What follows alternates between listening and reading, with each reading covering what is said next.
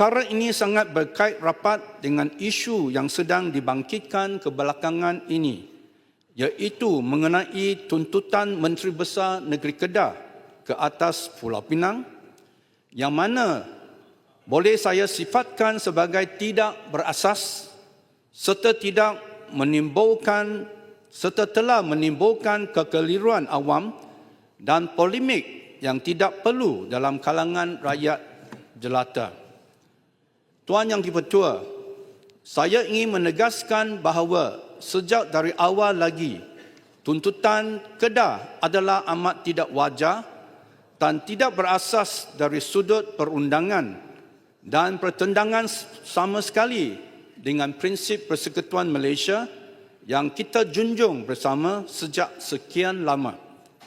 Dari sudut perundangan, jelas bahawa Pulau Pinang merupakan sebuah negeri berdaulat dalam Persekutuan Malaysia, yang mana selepas kemerdekaan Persekutuan Tanah Melayu pada tahun 1957, Pulau Pinang telah diiktiraf sebagai sebuah negeri berdaulat setaraf dengan negeri-negeri lain termasuk Kedah. Betul kawan nak bagi sik. Tan masa. Betul kawan, bagi sik. Kedudukan ini betul kawan. diperkuatkan lagi apabila Perjanjian Malaysia 1963 dimeterai, dan sejak itu Pulau Pinang tertakluk kepada perlembagaan persekutuan dan bukannya kepada mana-mana tuntutan sejarah pra-kemerdekaan. Tuan Yang di-Pertua, izinkan saya merujuk kepada satu duluan Presiden Perundangan yang amat penting, iaitu tuntutan Kesultanan Sulu ke atas negeri Sabah, yang sering digunakan sebagai contoh bagaimana tuntutan sejarah tidak boleh mengatasi kedaulatan berlembagaan.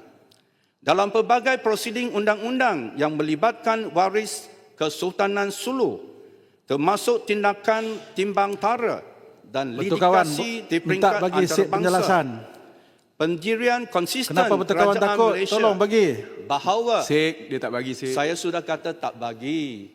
Masa terhad. Mau ucap nanti. Mau tuntut nanti.